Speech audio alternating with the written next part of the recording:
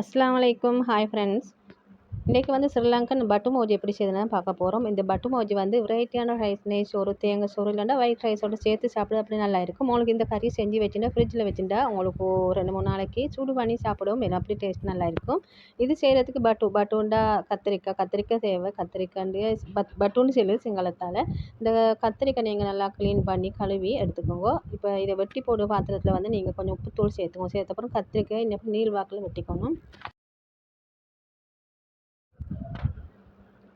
கத்திரிக்காய் வெட்டி போட்ட பிறகு நல்லா எல்லாம் கலந்துட்டுக்கணும். அந்த உப்புத்தூள் வந்து கத்திரிக்காயில் படுற மாதிரி எல்லாம் கலந்துட்டுக்கோங்க. உங்களுக்கு உப்புத்தூள் இல்லைன்னா உப்பு தண்ணிலையும் சேர்த்து இது கலந்துட்டுக்கலாம். இப்போ இதை அப்படியே வச்சுட்டு இதுக்கு தேவையான அடுத்தடுத்த ஒன்று என்னென்னா சின்ன வெங்காயம் தான் கூடுதலாக தேவைப்படும். சின்ன வெங்காயம் அடுத்து பச்சை மிளகாய். இதை வந்து நான் கீரல் போட்டு வச்சேன். இல்லைன்னா உங்களுக்கு எண்ணெய் போடச்சில் அந்த பச்சை மிளகாய் வெடிக்க பார்க்கும், மிளகாயில் எண்ணெய் தெளிக்க பார்க்கும். இந்த டைமுக்கு நீங்கள் எப்படி கீரல் போட்டு வச்சுக்கோங்க கொஞ்சம் போல் என்னப்படி.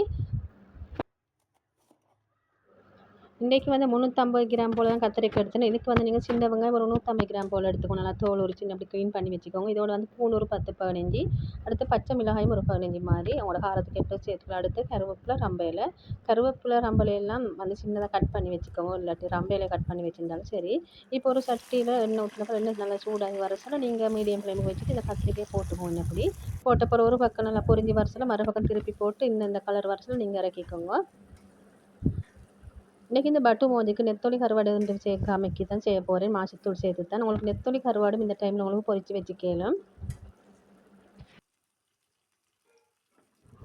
பொரிஞ்ச போகிற இன்னப்படி ஒரு பக்கம் இன்னப்படி கரண்டியால் எடுத்து இன்னப்படி வடிய வச்சு எண்ணெய் வடிஞ்ச போகிற நீங்கள் இதை இறக்கிக்கோங்க. இறக்கி இன்னொரு பாத்திரத்தை மாதிரி போட்டுக்கோங்க. போட்ட போகிற இதே எண்ணெயில் தான் சின்ன வெங்காயம் சேர்த்துக்க போகிறேன். சின்ன வெங்காயம் அதோட பூண்டு வந்து நல்லா கட் பண்ணி போட்டுனாலும் சரி, இல்லாட்டி பெரிய பூண்டுண்டா கட் பண்ணிக்கோங்க. சின்ன பூண்டுன்னு அப்படியே போட்டுக்கணும். போட்டு நல்லா பொரிய விடுங்க.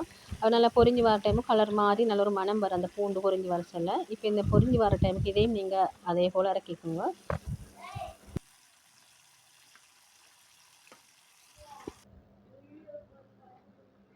வெங்காயம் வரைக்கின போகிறோம். பச்சை மிளகாய் போட்டுக்க போகிறேன். பச்சை மிளகாய் போட்ட டைம் கொஞ்சம் பார்த்து போட்டுக்கோங்க. எண்ணெய் மேலே தெளிக்காமைக்கு அதுக்காக வேண்டி தான் இந்த பச்சை மிளகாய் வந்து கீரை போட்டு வச்சுருந்தேன். அதுவும் வந்து பொரிஞ்சு வரச்சில் கலர் மாறி வரச்சில் இந்த கலர் வரச்சில் நீங்கள் இறக்கிக்கோங்க. நல்லா பொரிஞ்சு வரச்சில் உங்களுக்கு விளங்கும்.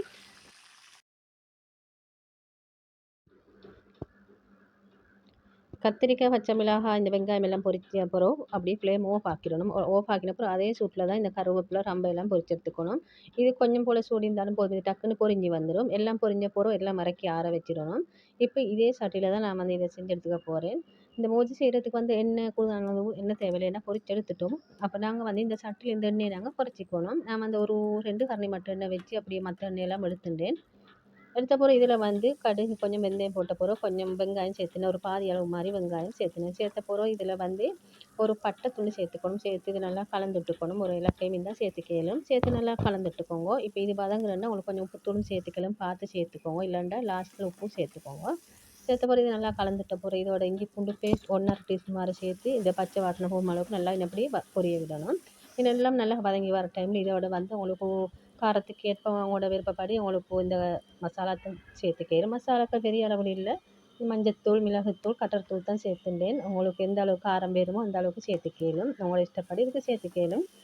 இப்போ நான் வந்து ஒரு 1/2 டீஸ்பூன் மிளகுத்தூள், 1 டீஸ்பூன் கட்டர்த்தூள், கொஞ்சம் போல் மஞ்சத்தூள் சேர்த்துனேன். சேர்த்த பிறகு சோயா சாஸும் 1 டீஸ்பூன் சேர்த்துனேன். இது ஆப்ஷனல், உங்களுக்கு விருப்பம்னா சேர்த்துக்கலாம். இருந்தால் சேர்த்துக்கோங்க. சேர்த்த பிறகு இதெல்லாம் நல்லா கலந்துட்டுக்கோங்க.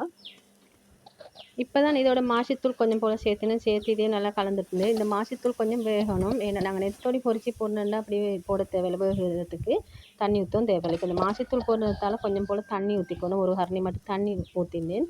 ஊற்றி ஹாட் வாட்டர் தான் ஊற்றிக்கணும். ஊற்றின பிறகு அதையும் நல்லா வேக விடணும்.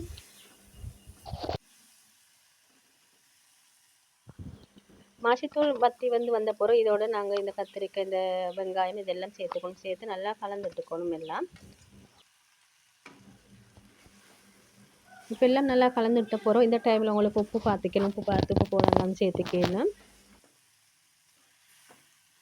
இப்போ நாங்கள் கத்திரிக்காய் போட்டோன்னே ஒரு 2 கிளறிட்டா சரி. இப்போ எங்களுக்கு இத இறக்கி அப்படியே உங்களுக்கு ஆற வச்சுக்கையில, இப்போ ஆறின பிறகு உங்களுக்கு சேவ் பண்ணலும். இது வந்து நான் அன்னைக்கு தேங்காய் சோத்துக்கு தான் இந்த கறி செஞ்சிருந்தேன். நல்லா டேஸ்ட்டாவும் இருந்தது. இன்ஷா அல்லாஹ் நீங்களும் ஒரு முறை சரி செஞ்சு பாருங்க. செஞ்சு பார்த்துட்டு உங்களோட ஃபேமிலி மெம்பர்ஸ்கிட்ட ஷேர் பண்ணிக்கோங்க.